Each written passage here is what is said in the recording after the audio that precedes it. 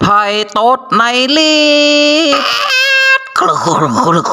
อ้าวรีบข้างบ่เฮ้ยจะเนี่ยจะได้ดีย้อนคิงนั่นนอตัวนักล่ำเฮ้ยแมงบงของหาถ้าจะใหญ่ล่ำไปอันถ้าจะเป็นเต่าแมงบงของหามันใหญ่ล่ำเหมือนกัน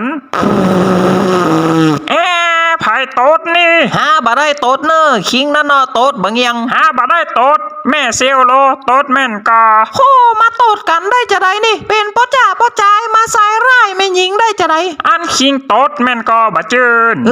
หาบ่ได้โต๊ดช่วงนี้หากินกะแกงผักปังถึงหาโต๊ดมันก็บ่เหม็นผักปังมันบ่เหม็นแต่มันจะเหม็นจิ้นส้มนะกะหาบ่ได้กินจิ้นส้มเนอหาไส้กินกะผักปังหาตึงบะเจียคิงมันตึงมักกินส้มคิงบ่ฮู้หยังกะหาเป็นคนที่มักผักปังที่สุดในหมู่บ้านนี่เลยวันนั้นบ่ปุดมาขอหากินหาตีมันตาปามเลยอะถ้าคิงมักกะผักปังแล้วคิงจะใส่จิ้นส้มนี่หยังก็หาใส่เอาเปิงจะนั่นเนาะอันแสดงว่าแม่เซลกินจิ้นส้มข้าเจ้าบ่ได้กินจิ้นส้มนะข้าเจ้าใส่กินกะแคบหมู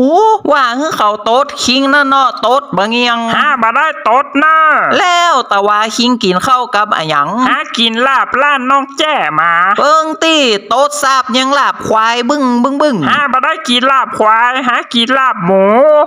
นั่นเปิงตี้เตอซาบลาบหมูบึ้ง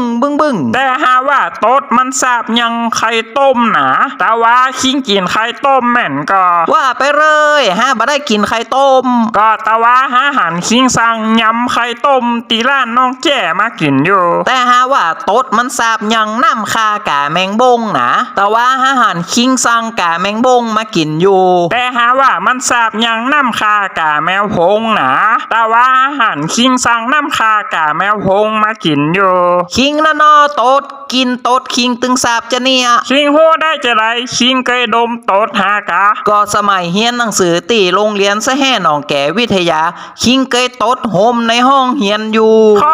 คิงจำกินโต๊ดหาได้อยู่แม่น่ะกินนี่บ่เคยลืมเลือนแต่หาว่ากินโต๊ดนี่เหมือนกินโต๊ดคิงเลยนะคิงฮู้ได้จะได้ว่าเป็นโต๊ดของหาคิงเคยดมโต๊ดหาแล้วกะคิงจำบ่ได้กะสมัยเป็นบ่าวเฮาไปแอวสาวด้วยกันแล้วคิงโต๊ดโฮมสาวอะสาวแต่กันบึ้งโอ้ว่าไปเลยละกะโต๊ดหาบ่ใจเหม็นขนาดนั้นสู้โต๊ดหาบ่ได้โต๊ดหาหอมยังกินลาเวนเดอร์สู้โต๊ดหาบ่ได้หอมยังดอกกุหลาบหอมตายละสาบยังดอกคำปูจูแล้วโต๊ดคิงหอมตายละสาบยังแมงแกงเน่าโต๊ดคิงซ้ำให้สาบยังแมงบดีกินเน่าคิงนะนอโต๊ดบางเอียงคิงนะนอโต๊ดบะจืนปอยังเถียงกันบะเดียวนี่กูเนี่ยโต๊ดมีปัญหาก็บะมีครับ